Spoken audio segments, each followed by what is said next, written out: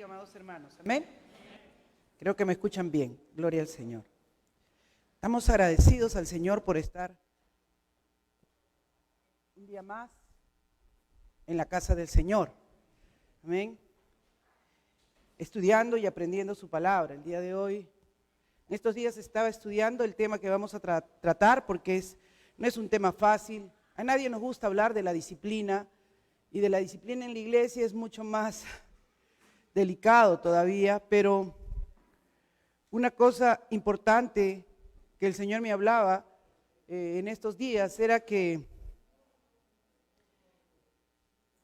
hemos perdido mucho como iglesia por adaptarnos muchas veces a lo que la mayoría hace o lo que la mayoría no hace, ¿no? Y cuando menos nos damos cuenta, nos estamos moviendo de una manera que no es bíblica. Y nosotros como iglesia no estamos llamados en ningún momento a tener ni actitudes ni conductas que no son conforme a la palabra de Dios. Amén. Eso es el mayor desafío de nosotros como creyentes. Y una de las cosas, de las ordenanzas que Jesús dejó, fue justamente eso, ¿no? De que la iglesia le daba toda potestad y toda autoridad, primero para que haga discípulos, ¿verdad? Y también para que convierta a los que no conocían a Cristo, vengan al conocimiento de Él por la proclamación del Evangelio. Y yo estaba orando al Señor y le decía, Señor, pero ¿qué tan trascendente?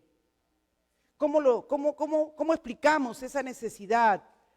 ¿Cómo en la iglesia comprendemos que hablar de disciplina no es, ahora van a hablar de que no te pongas esto, no te pongas aquello, sino más bien es hablar de una iglesia sana, es hablar de una iglesia que vive, ¿verdad?, en el temor de Dios. Y el Señor me trajo el tema que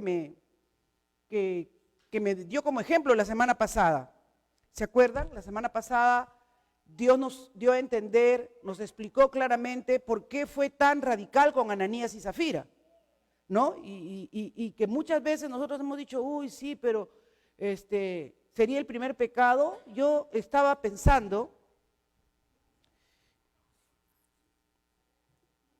y orando al Señor, y no es que fuera el primer pecado, posiblemente todos luchamos contra el pecado día a día. El que diga que ya no ha pecado nunca y desde que se convirtió nunca ha tenido tentaciones ni pecados, estamos haciendo mentiroso, porque al menos yo lucho todos los días contra el pecado.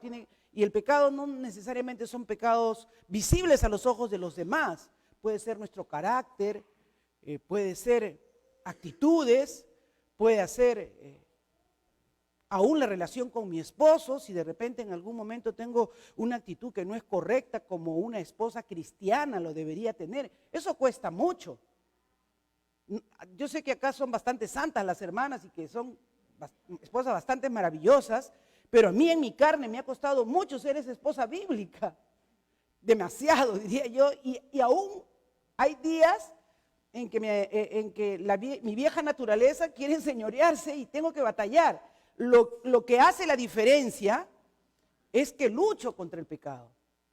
Entonces, hablar de disciplina eclesial no es hablar contra el que no lucha contra el pecado día a día y está ahí batallando, sino es para que entendamos que el pecado no puede tomar control ni ser permanente en la vida de un creyente, y que la iglesia está llamada, ¿verdad?, tiene la autoridad de parte de Dios para apartar a alguien que, diciéndose cristiano, prevalece en el pecado, porque eso tiene serias consecuencias para la iglesia. Así que yo les voy a invitar en esta noche a que ustedes se ubiquen en el libro de los Hechos, capítulo 5, para comenzar como introducción con ese pasaje, para que podamos fundamentar por qué Cristo en Mateo 18 nos dice, ¿verdad?, que si hay pecado, si tu hermano peca, inmediatamente procede con los pasos que nos dice Mateo 18. Amén.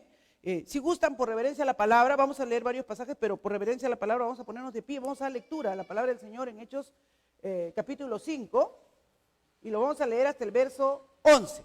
Amén. Dice la palabra del Señor: Pero cierto hombre llamado Ananías, con Zafira su mujer, vendió una heredad y sustrajo del precio, sabiendo también su mujer, y trayéndolo solo una parte la puso a los pies de los apóstoles. Y dijo Pedro: Ananías, ¿por qué llenó Satanás tu corazón para que mintieses al Espíritu Santo y sustrajeses del precio de la heredad? Reteniéndola, ¿no se te quedaba a ti? Y vendida, ¿no estaba en tu poder? ¿Por qué pusiste esto en tu corazón? No has mentido a los hombres, sino a Dios. Y al oír estas palabras, cayó, expiró, y vino un gran temor sobre todos los que lo oyeron. Levantándose, los jóvenes lo envolvieron y sacándole lo sepultaron. Pasado un lapso como de 3 horas, ¿verdad? Sucedió que entró su mujer y, no sabiendo lo que había acontecido, entonces Pedro le dijo: dime, ¿vendiste en tanto la heredad? Y ella le dijo: sí, en tanto. Y Pedro le dijo: ¿por qué convinisteis en tentar al Espíritu del Señor? He aquí a la puerta los pies de los que han sepultado a tu marido, y te sacarán a ti. Y al instante ella cayó a los pies de él y expiró. Y cuando entraron los jóvenes, ¿verdad?, la hallaron muerta y la sacaron y la sepultaron junto a su marido. Y el verso 11 es bien importante, hermanos. Y vino, ¿qué cosa? Gran temor sobre toda, ¿qué cosa? La iglesia, y sobre todo los que oyeron estas cosas. Padre, en esta noche yo vengo delante de tu presencia.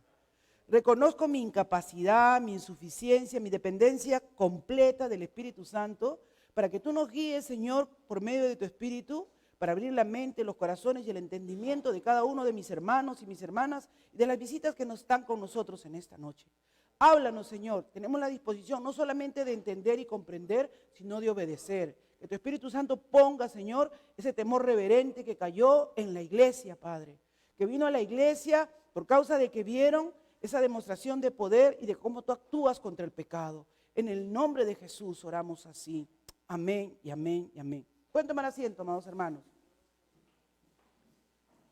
Miren, si ustedes van al capítulo 2 de los Hechos, en el primer discurso que hizo Pedro, una de las cosas que vemos ahí en el capítulo 2, déjenme ver mis notitas, en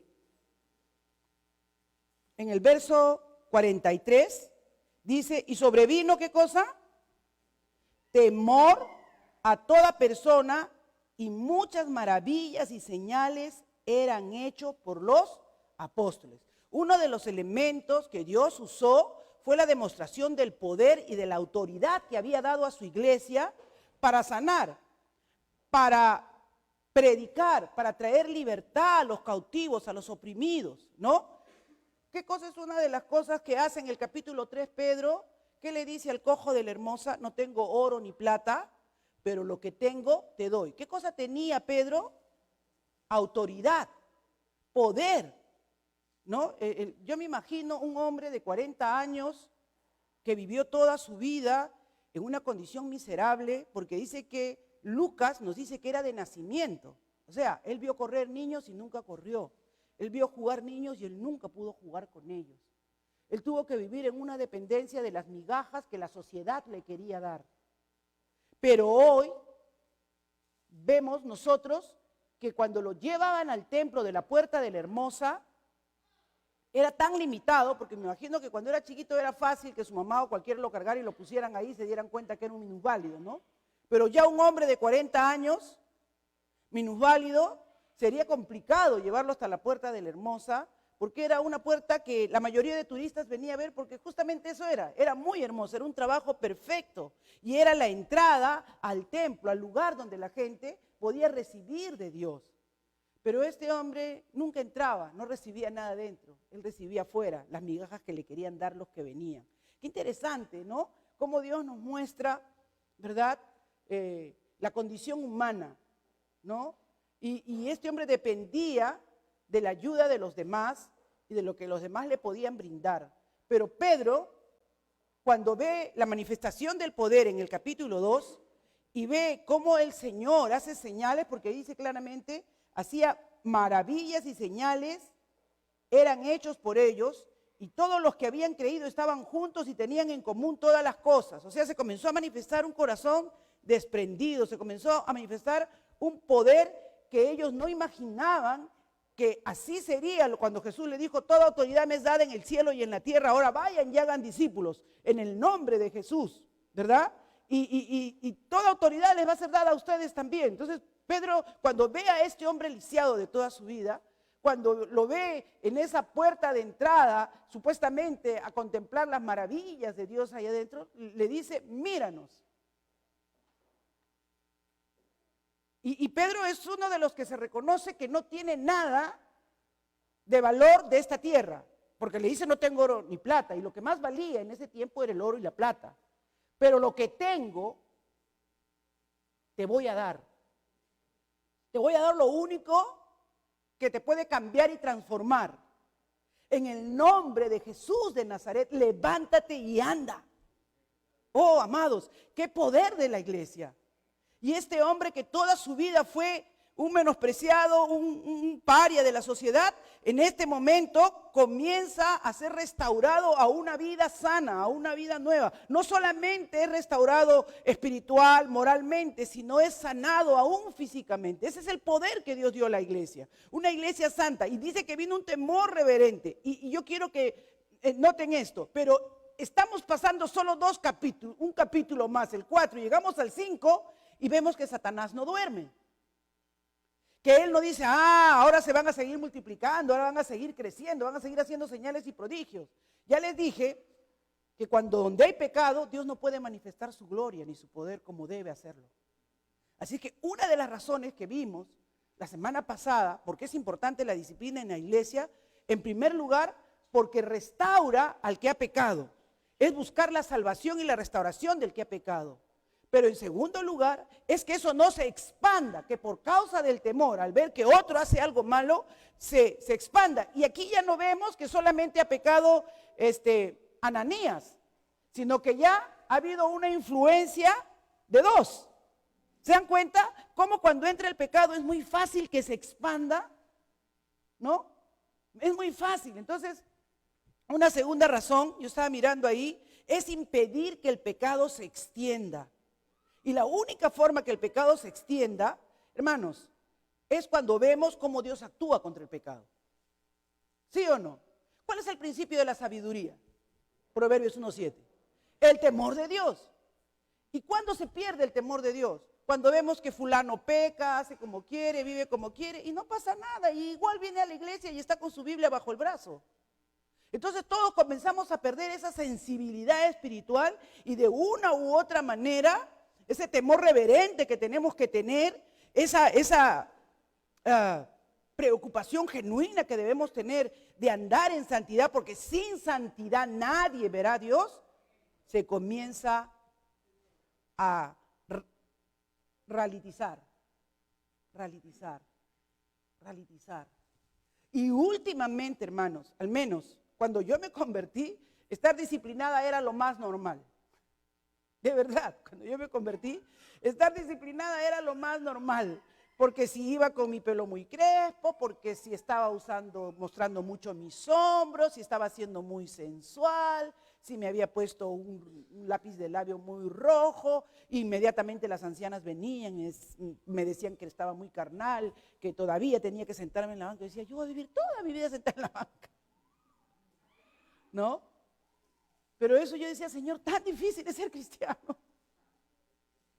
Y buscaba tanto la presencia del Señor, pero eso me sirvió. Y yo me doy cuenta ahora que eso, muchas veces esas cosas me probaban en mi corazón si yo genuinamente quería buscar a Dios.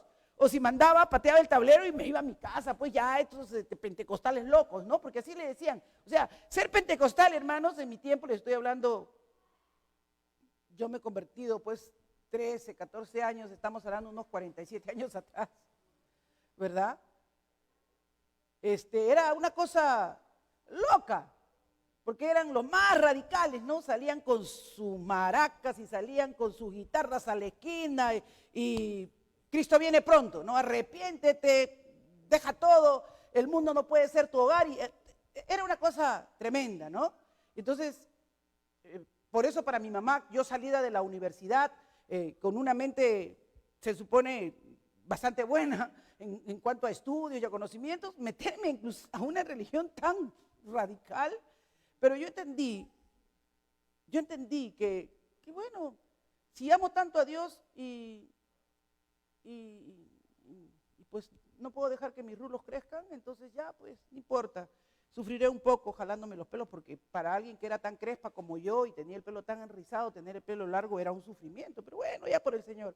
Ya, bueno, si por el Señor, ya Señor, si me vas a bendecir, me vas a llenar de tu espíritu por nunca usar una manga corta, un manga cero, ya pues, ya Señor, que así sea. Y ahí fui yendo y dejando cosas en el camino.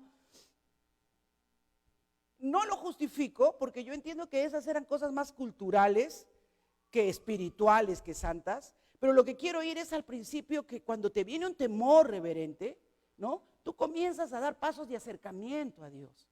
Y esta gente que vemos aquí dice que comenzó, a todos los que habían creído, estaban juntos y tenían en común todas las cosas, vendían sus propiedades y sus bienes. Y yo me imagino que Ananías y Zafira dijo, oye, estos se ven más espirituales que nosotros. Fulano, ¿te acuerdas? Nuestro vecino ya vendió, ya trajo a los apóstoles todo, y Sutano también, como que nosotros no estamos quedando tan espirituales. Hagámoslo, pero retengamos algo para nosotros, porque tampoco no hay que ser tan imprudentes. Por eso dice, ¿por qué Satanás te tentó? Eso era tuyo, esto no era obligatorio, esto debía nacer de un corazón que quería hacerlo. A veces, ¿qué quería meter Satanás en la iglesia? Apariencia. ¿Qué quería meter? Hipocresía a la iglesia, mentira, ¿no? Y ya eran un matrimonio, ya no era una sola persona. Entonces, cuando hablamos de la disciplina en la iglesia, de ese temor reverente que debe haber, Dios quiso mostrar su poder a la iglesia que recién comenzaba, que Él no pasaría por alto el pecado y que aunque tomaría tiempo lo haría. Yo no creo, hermanos, que cuando vienen las situaciones duras o difíciles, si eres un verdadero hijo de Dios, de verdad te encarmina, te encarrila. Tú comienzas a examinarte por dónde estoy haciendo aguas espiritualmente, por dónde el enemigo está ganando terreno en mi vida, y comienzas a ponerte en orden. Ahí en Hebreos, si vamos a Hebreos capítulo 12,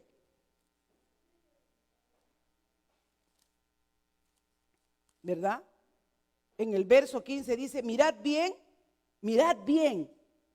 no sea que alguno deje de alcanzar la gracia de Dios porque brotando alguna raíz de amargura, ¿no? Un enojo con tu hermano, un distanciamiento, un resentimiento en tu corazón. Por eso dice, si tu hermano tiene algo, en Mateo dice, si hay alguien que tiene algo contra ti, ve, arréglalo, ponte a cuenta. Si te hace caso, ya bueno, si no quiere concederte el perdón, dice en Mateo 18, pues lleva un testigo, ve que tú has hecho todo lo posible, ¿no? Y si esa persona, porque miren, es de una raíz de amargura, os estorbe y por ella muchos ¿qué? ¿Sean qué cosa? Contaminados. Porque hermanos, cuando a veces hay un corazón resentido, siempre va a buscar alianza, ser justificado, ser consolado y decir, sí, tú tienes razón, pobrecita, mira lo que... El pecado corroe. Y eso es lo que nos quiere enseñar. La disciplina eclesial es fundamental para mantener una iglesia en santidad. Vayamos a 1 Corintios. ¿Por qué Pablo, así que, primero, Cristo lo manda. Segundo, los apóstoles lo aplican. Cristo lo manda en Mateo 18, y eso ya lo hemos ido estudiando. Pero miren ahí en 1 Corintios, capítulo 5. ¿Qué dice? De cierto se oye que hay entre vosotros fornicación, y tal fornicación cual ni aún se nombra entre los gentiles, tanto que alguno tiene la mujer de su padre, y vosotros estáis envanecidos. ¿No debierais más bien haberos lamentado para que fuese quitado de en medio de vosotros el que cometió tal acción? O sea, Pablo no está tan escandalizado porque hay un pecador contumaz ahí, sino Pablo está escandalizado porque la iglesia no haya reaccionado, porque la iglesia no haya dicho, ¿qué es esto? Esto no se puede permitir. Porque claramente dice, ciertamente yo como ausente en el cuerpo, dice el verso 3, pero presente en espíritu, ya como presente he juzgado al que tal cosa ha hecho. En el nombre de nuestro Señor Jesucristo, reuníos vosotros y mi espíritu con el poder de nuestro Señor Jesucristo. O sea, cuando se aplica la iglesia, cuando se aplica la disciplina, se reúne la iglesia. Se reúne el cuerpo de Cristo porque están tratando con el pecado. Eso no es potestad de, ahora el pastor. No, el pastor es un hombre llamado por Dios, pero que también está susceptible a pecar. Por eso dice claramente la Escritura, considerad su conducta, cuál haya sido su conducta. No es tampoco que porque tiene pastor ya tiene una aureola. Las luchas y las batallas contra el pecado es todos los días y de todos. Pero cuando se va a aplicar la disciplina, ahí se convoca a la iglesia, reúnanse ahí y traten ese asunto de pecado. No lo pueden dejar pasar por alto, porque este es un pecado que aún los gentiles se escandalizan. ¿Y ustedes no están escandalizados? Eso es lo que está diciendo, ¿no? Dice, de cierto se oye que hay entre vosotros fornicación y tal fornicación, cual ni aún se nombra entre los gentiles. O sea, este era un hombre que había fornicado, o sea, que había tenido vida sexual sin el matrimonio, pero era tan grave que no lo había tenido con cualquiera, lo había tenido con la esposa de su padre. O sea, eso, ya fornicar es escandaloso, dice Pablo, pero el escándalo que ustedes tienen ahí es mucho peor. Y ustedes están envanecidos. O sea, nuestra iglesia es grande, está llena, Dios es amor, Dios es maravilloso. Pero ¿y el pecado cómo lo toleran? ¿Cómo lo consienten? Por eso es que Corinto, hermanos, aunque tenía todos los dones, ahora entienden por qué no había un crecimiento espiritual, por qué les dice les tengo que hablar como niños en Cristo. Primero, confundían la unidad. ¿Se acuerdan que la iglesia está unida en Cristo? La iglesia no es patrimonio de nadie. Pero esta es la iglesia que decía, yo soy de Pablo, yo soy de Cefas, a mí para... Ya había. El problema del pecado es que trae todo eso. Enferma la iglesia. O sea, dos problemas fundamentales ataca a Corinto. Primero, que no eran seguidores de hombres, tenía que ser Cristo, era el único Salvador. Todos los demás, cualquiera, Pablo, Pedro, eran colaboradores del Señor. El que era la obra salvífica y la obra de gracia la había hecho Cristo. Él es el que había muerto y resucitado por nuestros pecados para liberarnos de Él. Por lo tanto, solo éramos de Él. ¿Quién es Pablo? ¿Quién es esto? ¿Quién es Cefas? ¿Quién es Apolo? Nada. Yo sembré, Apolo regó, pero el crecimiento, ¿quién lo daba? Dios. Entonces, venciendo ese problema, encuentra el segundo problema. Y el segundo problema es consentir el pecado. Y Pablo le dice, yo espero estar en medio de ustedes y tratar este asunto. Y reúnanse de una vez como si yo mismo estuviera ahí con ustedes. ¿Por qué? Porque si se pierde el temor, ya no está Dios ahí, pues. Vamos a Malaquías, hermanos. Vamos a Malaquías. Malaquías es un libro fuerte. Malaquías es un libro fuerte, pero que vuelve al punto por qué es importante la disciplina en la iglesia. Porque es importante que tú y yo miremos con mucho temor. Dice Malaquías 1:6, el hijo honra al padre y el siervo a su señor. Si pues soy yo padre, ¿dónde está mi honra? Y si soy señor, ¿dónde está mi temor? ¿Qué había perdido el pueblo de Israel cuando se contaminó, cuando se llenó de pecado, cuando fue deportado? Había perdido el temor. Cuando vemos en el libro de los Hechos, ¿qué es lo primero que le viene cuando el poder de Dios y el Espíritu se comienza a manifestar? Temor de Dios. O sea, cuando Dios es quitado del pueblo, no hay temor en el hombre. Como dice Romanos capítulo 1, se desvanecieron, hicieron lo que quisieron, su mente se depravó, se dieron a todo tipo de lascivia y todo tipo de pecados. Pero cuando el poder de Dios está en la iglesia, hay un temor reverente. Hay un temor que está ahí haciéndote vivir de una manera que, cuidado, no vaya a ser que te contamines y la gracia que has alcanzado la puedas perder, como dice Hebreos 12:15. Por eso dice Hebreos 12, el verso 2, mirando a Cristo Jesús, el autor y el consumador de la fe. Nuestra mirada no está en ninguno ser humano, está en Cristo Jesús. Pero al mismo tiempo, yo soy guardián de mi hermano. Unos a otros vamos velando que el pecado no se enseñoree, no se entrone. Que guardemos y cuidemos de ser una iglesia sin mancha y sin arruga. Y dice Malaquías, le dice, ¿dónde está mi temor? Dice Jehová de los ejércitos, vosotros, oh sacerdotes, que menospreciáis mi nombre y decís, ¿en qué hemos menospreciado tu nombre? Si te estás comportando de una manera, si no me estás honrando como debes, ¿cómo puedes decir en qué te hemos menospreciado? Si estás trayendo cosas incorrectas, miren lo que dice, en que ofrecéis sobre mi altar pan inmundo y dijisteis, ¿en qué te hemos deshonrado? ¿En qué pensáis que la mesa de Jehová es despreciable? O sea, cuando uno ya está mal espiritualmente, pierde el temor y comienza a cuestionar las cosas de Dios. Comienza a cuestionar, comienza a decir, no, eso no es así. ¿Por qué? ¿Por qué van a hacer las cosas de esta manera? El pecado comienza a tomar un lugar preponderante. Por eso, la radicalidad del Señor en mostrar que si la iglesia pierde el temor, si el temor no está ahí, la iglesia va a fallar. Yo estaba mirando ahí en Malaquías 2, dice, ¿no? Verso 2, si no oyereis y si no decidís de corazón dar gloria a mi nombre, ha dicho Jehová de los ejércitos, enviaré maldición sobre vosotros, maldeciré vuestras bendiciones y aún las he maldecido porque no os habéis decidido de corazón.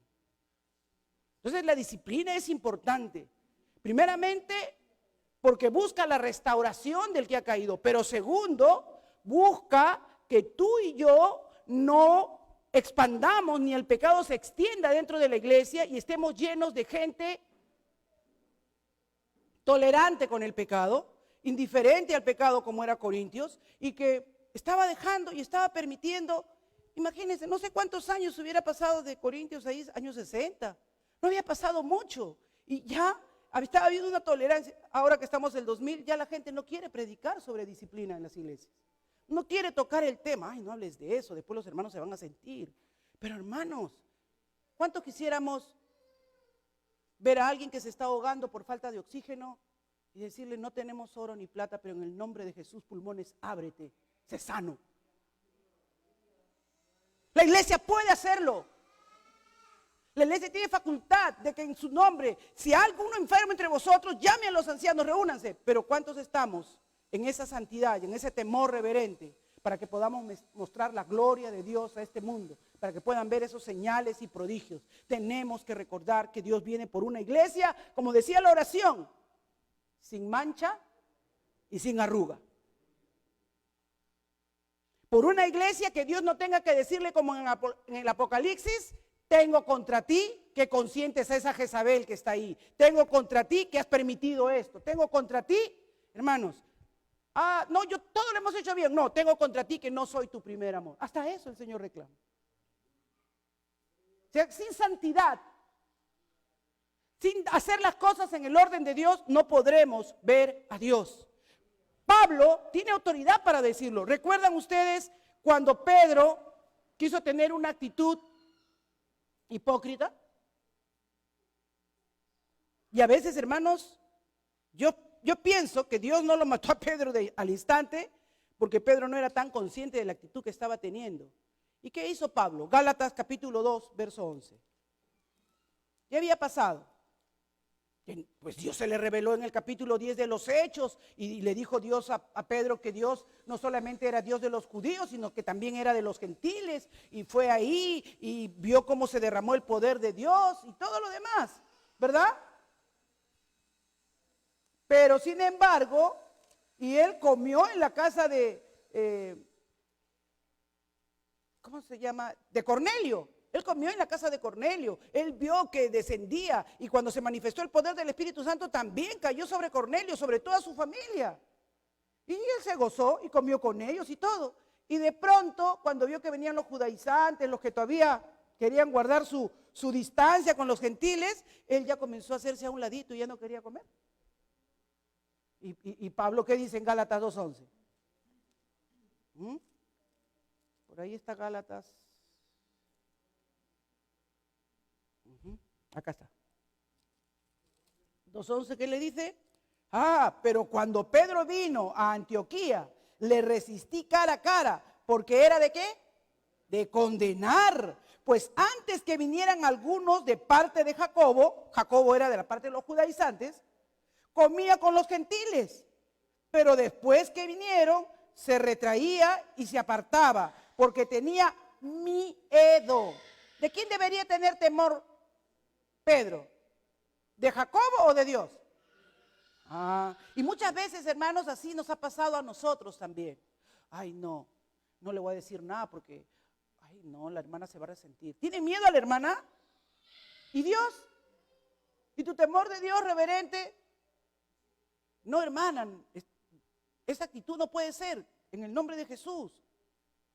Acá dice Pablo, y vinieron y se retraía y se apartaba porque tenían miedo de los de la circuncisión.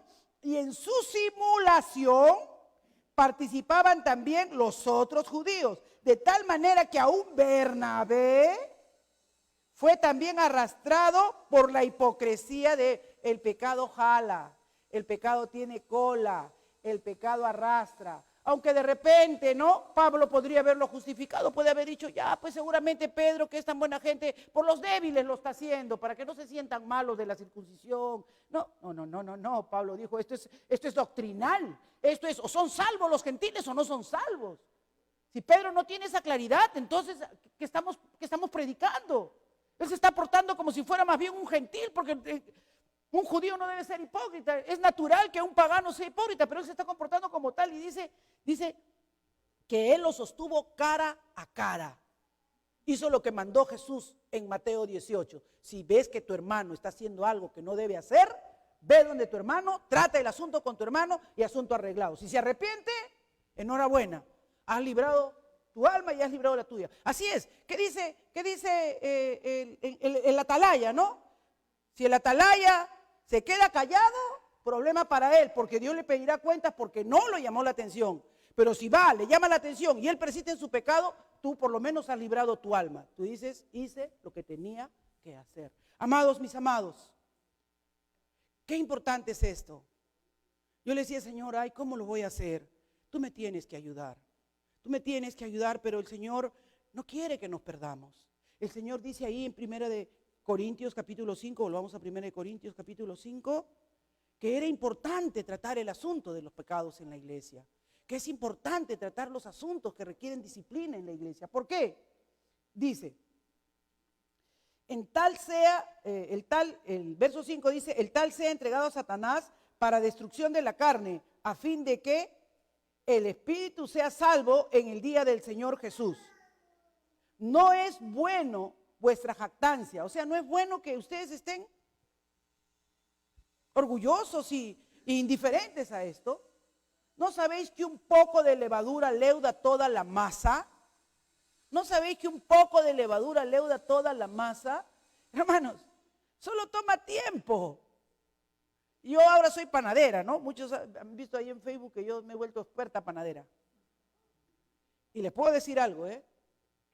Cuando tú quieres que se leude rapidito, le metes 10 gramos ahí de levadura seca y medio kilo de harina y eso se infla. Pero cuando tú quieres hacer una masa de mejor textura, no tienes que echarle tanta levadura. Coges 1 o 2 gramos y le das una fermentación de 2 días. Y poco a poco se infla igual toda la masa y su fermentación es mucho más potente todavía. Trabajar con una masa de 3 días de fermentación es una masa fantástica, tiene una elasticidad, puedes hacer un trabajo y se forman unos alvéolos ahí dentro de la masa fantástico. O sea, un poquito de levadura leuda toda la masa, solo necesita tiempo para inflarla totalmente. O sea, cuando el diablo metía una cuña, eso sabía Satanás, por eso le dice Pedro, ¿por qué consentiste, Ananías, en que mintiese? Porque, hermanos, ¿el pecado entró por 1000 personas al mundo o entró por Eva? una sola desobediencia y nos contaminó a todos. Y Satanás conoce eso, él sabe eso. Él quiere echarse abajo esta iglesia, no necesita que todos pequemos, necesita que uno peque y que el pecado se quede oculto. Y eso, dice, la levadura va a leudar toda la masa. Por eso dice, verso 7, limpiaos pues de la vieja levadura para que seáis nueva masa, sin levadura como sois, porque nuestra Pascua, que es Cristo, ya fue sacrificado por nosotros. Así que celebremos, hermanos, que Cristo Jesús justamente, ha pagado por nuestros pecados, ha pagado por nuestra vieja naturaleza. El verso 5, sé que ustedes dicen, hermana, ¿cómo es eso de entrégalo a Satanás? Una de las cosas es que cuando hay un pecado perseverante en la iglesia, de alguien que ya se le ha hablado, ha ido un hermano, ha ido dos, la iglesia se ha reunido, pero persiste en ese pecado, se les comulga de la iglesia, se les retira de la iglesia. Uy, hermana, pero la iglesia no puede cerrar las puertas a nadie. ¿Es cierto? La persona puede seguir entrando, pero no puede participar de la cena del Señor. Porque el que participa de la cena del Señor es un cuerpo con nosotros. Es miembro del cuerpo. Pero esa persona está rebelde a Dios, está perseverando en su pecado. Cuando Pablo dice, entrégalo a Satanás, es como un ejemplo, como Dios permitió. Job estaba muy bien, ¿no es cierto? Y ¿a quién le tuvo que dar permiso para que lo tocara y pasara las pruebas que pasó? Satanás, pues, porque Satanás viene, te zarandea. ¿Y qué pasó después de esa experiencia que tuvo Job? Dijo, ciertamente de oídas te había oído, mas ahora mis ojos te ven. Cuando Pablo dice, para la destrucción del cuerpo, o sea, para que el cuerpo no tenga dominio, se enseñoree, déjalo, entrégalo ahí a Satanás, que Satanás haga con él lo que tiene que hacer para que al final se pueda arrepentir y se pueda dar cuenta que Satanás no ha venido a darle vida a nadie, sino ha venido a matar, a hurtar y a destruir. A eso ha venido. Como iglesia se ha tratado de hacer todo lo posible, pero la iglesia, la congregación, la comunidad de santos debe estar claro que ese pecado no es tolerable. Porque miren lo que dice acá, así que celebremos la fiesta no con la vieja levadura ni con la levadura de la malicia y de maldad, sino con la primicia, con los panes sin levadura de sinceridad y de verdad. Os escribo por carta para que no os juntéis con los fornicarios, no absolutamente con los fornicarios de este mundo. O sea, yo no les digo que se salgan del mundo. Si ustedes son la sal y la luz, ¿cuántos fornicarios se van a arrepentir y se van a convertir? No, yo no estoy diciendo eso. Estoy diciendo con el que se dice cristiano, miembro de una iglesia y en plena comunión y practica esas cosas, a ese no lo toleren. Pero al otro, gánenlo para Cristo y háganle ver su condición de pecado. ¿Están entendiendo la diferencia? Pablo aclara. No podemos tolerar el pecado dentro de alguien que ha sido enseñado, dentro de alguien que conoce, que sabe. Porque a veces, hermanos, Dios no nos termina matando a cada uno de nosotros como mató a Ananías y Zafira, porque realmente a veces en las iglesias no se les ha explicado bien lo que es pecado. Y que el pecado que están cometiendo no es tolerable a los ojos de Dios. Contamina, destruye. No es permitido. Dice, os ruego, dice, no absolutamente con los fornicarios de este mundo, o con los ávaros, con los ladrones, con los idólatras, pues en tal caso os sería necesario salir del mundo. Más bien os escribo que no os juntéis con ninguno, que llamándose hermano fuere fornicario, o ávaro, o idólatra, o maldiciente, o borracho, o ladrón, con el tal ni aún comáis. ¿Por qué? En esta cultura, comer con alguien así significaba compañerismo. No hay ningún compañerismo, la luz con las tinieblas. Porque Jesús siempre le invitaban los, ¿cómo se llama esto? Los cobradores de impuestos, los ávaros, los tacaños esos, y Jesús iba y comía con ellos, porque tenía que enseñarles pues, ¿no? Así no rescató a Zaqueo, que era ladrón, así lo rescató, porque él tenía la oportunidad de ver la luz cuando viera a Cristo. Pero alguien que diciéndose cristiano haga eso, ¿qué más luz le va a alumbrar? Entonces, es importante, hermanos. Dice, ¿por qué? ¿qué razón tendría yo para juzgar a los que están fuera? Si no juzgáis vosotros a los que estáis dentro. Si no tenemos una iglesia santa, sin mancha, sin arruga, que teme a Dios, que guarda sus mandamientos y que lucha contra el pecado día a día, ¿cómo entonces podremos exhortar a otros, hermanos? ¿Cómo entonces podremos recomendar a otros? ¿Cómo yo podría aconsejar a alguien, alguna esposa de esas rabiosas que hay por ahí, mandonas, ¿verdad? Que lo tienen al esposo pisado, si yo no he aprendido a honrar y a valorar a mi esposo? ¿Cómo podría? Sería un hipócrita. Lo primero que me dirían, hermana, primero hágalo usted, hermana, que me va a venir a mí a hablar, golpearse el pecho conmigo. ¿O no? ¿Qué es lo primero que te dice un impío cuando estás en la calle? ¿Así eres hermano? ¿Así vas a la iglesia? Ellos se escandalizan. Porque el diablo sabe de que es acusador. Por eso es que nosotros, amados hermanos, no podemos ser tolerantes con el pecado. Puede doler, pero la disciplina es necesaria. Sin santidad nadie verá a Dios. Y si quieres una iglesia gloriosa, una iglesia que Dios añada a los que han de ser salvos, tiene que ser una iglesia que busque la santidad. Una iglesia que tema a Dios. Una iglesia que guarde sus mandamientos. Una iglesia que luche día a día contra el pecado.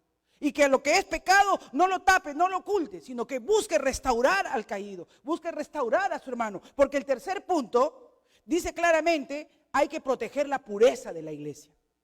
Amén. Hay que proteger la pureza de la iglesia. Porque si tú no proteges la pureza de la iglesia, entonces todos nos vamos a contaminar. Todos nos vamos a contaminar. Veamos Apocalipsis 2, ya estamos por terminar.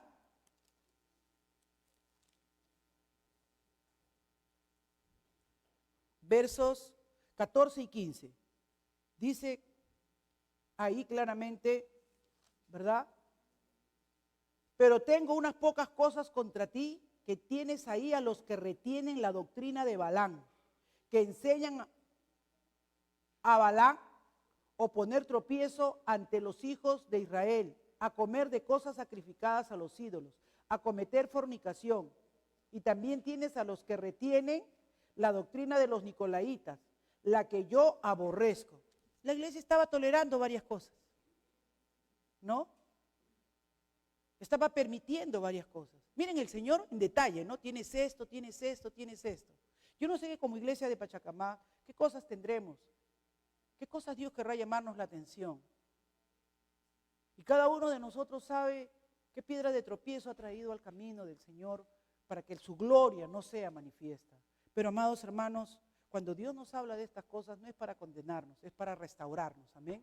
Recuerden que cuando hablamos de disciplina, lo primero es la restauración del creyente. Yo le daba gracias a Dios y le decía gracias Señor, porque lo primero que tú quieres es restaurar y reconciliar a cada uno de nosotros. Lo primero que tú quieres hacer en mi vida como creyente es que yo venga a ti y que reconozca que sin santidad nadie verá a Dios. Y que Señor me postre a tus pies y que busque Señor encaminar y corregir mi vida. Y hablaba estos días con mi esposo. Y entre los dos hablábamos. Y de verdad, hermanos, podíamos sentir la paz del Señor. Podíamos sentir el amor de Dios en medio de nosotros, ¿no? Les decíamos, Carlos, hay cosas que a esta edad ya no nos podemos permitir. En este tiempo ya no, porque la mayoría tiene que ver cómo el amor de Dios fluye a través de nosotros en la medida que cada vez tratamos de tener un matrimonio más como Cristo espera que lo tengamos. Que seamos más como Cristo espera que seamos. Estamos viendo, hermanos, de una forma maravillosa la mano de Dios, la bendición del Señor, el poder de Dios derramado en nuestra familia. Que hay pruebas, hay pruebas. Que hay pruebas, hay pruebas, hermanos. Que hay dolor, que hay enfermedad, hay. Pero hay gozo, hay esperanza, hay fe. Amén. Y es nuestro deseo que cuando viene alguien con esa necesidad de salud, cuando viene alguien con esa necesidad de liberación, de quitarse la ansiedad o el estrés, entre acá a la iglesia y salga libre, hermanos. Porque aquí está el poder de Dios en medio de nosotros. Porque aquí hay una iglesia que no es que no peque, pero que lucha contra el pecado. Y que no tolera, y que toma la orden del Señor de proteger la pureza de la iglesia, que no tolera. La tolerancia, hermanos, contra el pecado es cero. Amén. La tolerancia contra el pecado es cero. Ahí mismo en Apocalipsis 2:20 dice, pero tengo unas pocas cosas contra ti, le dice a Tiatira, que toleras. Que esa mujer Jezabel, que se dice profetiza, enseñe y seduzca a mis siervos a fornicar y a comer cosas sacrificadas a ídolos. Y le he dado tiempo, ¿para qué? ¿Para qué le da tiempo el Señor? ¿Para qué da tiempo el Señor, hermanos? Para que se arrepienta, pero no quiere arrepentirse de su fornicación. O sea, el tiempo, hermanos, si Dios nos está hablando en esta noche, es porque nos ama. Es porque quiere que nos arrepintamos. Es porque quiere que vengamos a su presencia y reconozcamos que muchos hemos perdido el temor porque hemos pensado aquí no pasa nada. Pero no, hermanos. Cristo viene pronto. Y antes de que venga hará juicio. Pero Dios no hace nada sin avisar a sus hijos. Dios no hace nada sin decir, ven, ponte a cuenta esta noche. Reconoce cómo estás andando en tus caminos. Reconoce cómo está tu relación con tus hijos. Reconoce cómo está tu relación con tus padres. Reconoce cómo estás en tu intimidad con Dios. Cómo oras. Reconoce que no estás buscándome como debes buscarme. Que estás tolerando, que estás consintiendo. Esas palabras, no tolerancia, permites. Son palabras que acá nos hablan mucho de la pureza de la iglesia. Hermanos, esto es un cernidor. Cuando Dios haga así, olvídese. El honor de Cristo está en juego. El honor de Cristo está en juego. Y tú y yo no lo podemos permitir. Amén. Dice ahí en Corintios, para terminar, para que vean por qué Pablo fue tan exigente y tan duro, ya no solamente había fornicarios, sino que ahí en 1 Corintios 6:6 dice, ¿osa alguno de vosotros, cuando tiene algo contra otro, ir a juicio delante de los injustos? O sea, ya ni siquiera venían, no trataban de resolver las cosas en Dios, sino que ya se iban a la corte. Ya no, a esto acá nos vamos a juicio. Dice, entre hermanos ya no están queriendo resolver las cosas a la luz de la justicia, de las cosas que Dios tiene establecidas, sino se van a juicio ante los injustos y no delante de los santos. O sea, no lo traen delante de los santos. ¿O no sabéis que los santos han de juzgar el mundo? Y si el mundo ha de ser juzgado por vosotros, ¿sois indignos de juzgar cosas muy pequeñas? Hermanos, sé que este no es un mensaje agradable de los hermanos y amigos que nos ven por Facebook, pero es un mensaje necesario para que la iglesia vuelva a ser iglesia. Para que la iglesia vuelva a ser iglesia. Para que tu temor sea de Dios y no de los hombres. Comenzó con Pedro. Uy, no, pero es que el hermano Pedro de repente, él es valorado delante de los apóstoles. No, si le digo algo y voy a tener problemas, ya acá me están pidiendo credenciales de si soy apóstol o no, me están cuestionando. Pablo pudo haber sacado su cuenta humanamente. Pablo pudo haber dicho, mejor no me busco problemas con Pedro, tal vez con uno de rango menor, pero con Pedro, él es el líder de los judaizantes. Pero Pablo sabía que su temor no debía ser de hombres, sino de Dios. Y que si amaba a Pedro, debía llamarlo al orden. ¿Amas a tu hermano? ¿Nos amas, hermanos? Si nos amas, siempre que tengas oportunidad y que veas algo en nosotros que no glorifica y que no trae honra y que no trae gloria al Señor, llámanos al orden. Tus pastores son seres humanos. Y sin santidad nadie verá a Dios. Es el anhelo y es la oración. Mi oración, y estoy segura que es la mía y la del pastor aquí en la iglesia, que todos ustedes reciban su corona incorruptible de gloria. Amén. Que puedan decir, ven, buen siervo fiel. En lo poco has sido fiel, en lo mucho te pondré. Entra al gozo de tu Señor. No queremos ser de los que nos quedemos en la puerta porque permitimos alguna raíz de amargura. Porque desviamos nuestra mirada y en vez de mirar a Cristo, miramos a los hombres. Y nos olvidamos que es toda la doctrina. Que cuando se enseña la Biblia expositivamente o que cuando recorremos la doctrina, tenemos que recorrer la disciplina en la iglesia. Y que es parte que Cristo dejó instaurado que así tiene que ser. Dice Pedro, y con esto termino, lléveselo en su corazón, 2 de Pedro, capítulo 3, verso 14. Creo que todos lo saben de memoria, pero mejor lo leo para decirlo bien, porque a veces con mi memoria ya en años, no lo digo completamente, dice, por lo cual, oh amados, estando en espera de estas cosas, procurad con diligencia ser hallado por Él, sin mancha e irreprensible, en paz. Amén. Ser hallado por Él, sin mancha, irreprensible y en paz. Saben, yo estoy ya en el libro de Ezequiel. Y en el libro de Ezequiel me hizo tener algo que de repente me ha dado valor para predicarles esta noche, ¿no? Una de las cosas que el Señor le reclamó ahí en el capítulo 13 a sus profetas fue que ellos le decían paz, paz. ¿Y qué paz podía haber si el pueblo ya se había descarriado, el pueblo había perdido el temor de Dios? Dice Ezequiel capítulo 13, verso 10. Si por cuanto engañaron a mi pueblo diciendo paz, no habiendo paz, y uno edificaba la pared, he aquí que los otros la recubrían con todo suelto. O sea, decían paz, paz cuando no hay paz. Miren lo que nos dice Pedro. Manténganse irreprensibles para que la paz de Dios, que sobrepasa todo entendimiento, esté en medio de ustedes, esté en medio de nosotros. En medio de cualquier circunstancia, hermanos, si nosotros nos guardamos con temor y temblor delante del Señor, seremos irreprensibles. Seremos irreprensibles por Él. Porque Él no puede, Él no pasa por alto. Una de las cosas que a mí me consuela cuando voy a los pies del Señor es que el Señor me dice, yo sé de tus luchas. Yo sé que no es fácil ser cristiano, pero te espera una corona incorruptible de todo. Una corona incorruptible. Hermanos, nosotros no batallamos por estar bien aquí económicamente. Gloria a Dios si estamos bien. Nosotros no batallamos por tener cosas que perecen. Nosotros batallamos por cosas para la vida eterna que permanecen. Amén. Y esa debe ser la batalla.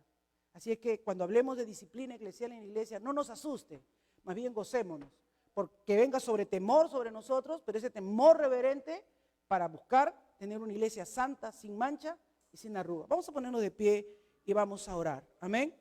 Gloria al Señor. Estuvo acorde la lectura de la palabra del Señor ahora en el Salmo 77, ¿verdad? Que siempre me gusta estar atento cuando traen la palabra o algo porque corroboro con ellos lo que el Señor me está hablando. Y ahí en el Salmo 77 nuestra hermana decía, meditaré en todas tus obras y hablaré de tus hechos. Hemos hablado de los hechos del Señor, lo que Él ha hecho y cómo Él ha encaminado a su iglesia. Oh Dios, santo es tu camino, santo es tu camino. Verso 77, 13. ¿Qué Dios es grande como nuestro Dios? Tú eres el Dios que hace maravillas. Dios quiere seguir haciendo maravillas. Gloria a Dios. Amén. Hiciste notorio a los pueblos tu poder. Cuando ese cojo se convirtió, dicen que 3,000 se añadieron a la iglesia. ¿Por qué nos están añadiendo en este tiempo, hermanos? Si comienzan a ver las maravillas de Dios con una iglesia santa, Dios es el mismo ayer, hoy y por los siglos. La iglesia es la que ha dejado de ser lo que debía de ser. Volvamos, escudriñemos nuestros caminos y volvámonos al Señor. Amén. Para que Él haga las cosas que quiere hacer. Dice, con tu brazo redimiste a tu pueblo, a los hijos de Jacob y de José. Con su brazo va a redimir a su iglesia, con su poder, con su amor. Padre, yo vengo a ti en esta noche. Segura, Señor, de que nos has hecho entender y comprender que cuando hablamos de poner el orden, de corregir el pecado, oh mi Dios, es porque tú quieres que tu poder se manifieste en tu iglesia. Tú quieres liberar a todos aquellos que han estado cautivos, oprimidos por el enemigo, Señor, que les ha metido mentiras y engaño en su corazón. Tú quieres una iglesia poderosa que diga, no tengo oro ni plata, pero en el nombre de Jesús, sé libre, levántate, anda. Tú quieres cuando oremos, Señor, por aquellas personas que están enfermas, sean sanadas, porque hoy es la oración de tus hijos. Porque ese es tu deseo, Señor, que tu poder se muestre, se manifieste. Oh, mi Dios, tú eres el que salvaguarda, Padre, en el nombre de Jesús. Tú nos animas, Señor, que mantengamos la unidad y al mismo tiempo que tengamos un espíritu saludable en el vínculo de la paz. Y la paz solamente puede venir con la verdad. La paz solamente puede venir cuando no somos indulgentes con el pecado, cuando no lo consentimos, Señor, cuando no nos mostramos displicentes con Él. Danos la valentía, Señor, esa valentía que tuvo Pablo. Danos esa indignación. Danos, Señor, dolernos con lo que te duele, Padre, porque el que es tu amigo se duele con lo que te duele. El que te ama, Señor, se duele cuando te deshonran. El que te ama, Señor, sufre con lo que a ti te trae dolor a tu corazón. Señor, si nosotros nos identificamos contigo, con tu santidad y con tu verdad, también tú te identificarás con nosotros, porque cuando estemos dolidos a ti te dolerá. Oh Dios, ayúdanos en esta hora a comprender tus verdades y a comprender que tú vienes por una iglesia santa, Señor. No vienes por una iglesia medias tintas, no vienes por una iglesia tibia, Señor. No vienes por una iglesia tolerante del pecado, no vienes por una iglesia que quiere estar bien con los hombres y no contigo, Señor. Ayúdanos, Padre, en el nombre de Jesús. Te daremos a ti la gloria, te daremos a ti la honra, te daremos a ti la alabanza, Dios. Amén. Dios le bendiga, mis amados.